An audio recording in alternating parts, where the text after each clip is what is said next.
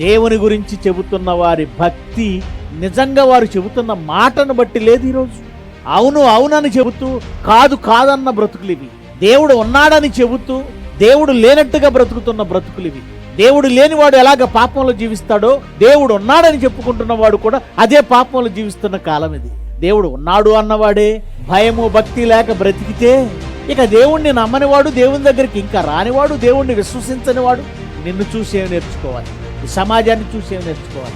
దేవుని పేరిట ఉన్న వాళ్ళే ఎన్నో పాపాల్లో దొరికిపోతున్నారు. దేవునికి ప్రతినిధులుగా ఉన్నామని చెప్పుకున్న వాళ్ళే తాగుబోతులుగా దొరికిన వాళ్ళు ఉన్నారు, వ్యభిచారంలో దొరికిన వాళ్ళు ఉన్నారు. మొత్తానికి సమాజానికి ఏమర్థమైందంటే వీళ్ళు దేవుడు దేవుడు దేవుడు అంటారు కానీ అదంతా ట్రాష్ అయి ఉండొచ్చు.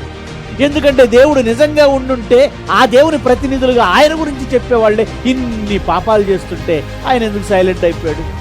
అన్నీ దేవుడు లేడు అని దేవునికి భయపడకుండా మనిషి విచ్చలవిడిగా బ్రతకడానికి కారణమైంది. దేవుని ఎడల భయం బొత్తిగా సమాజానికి పోవడానికి ఇవన్నీ కారణాలే.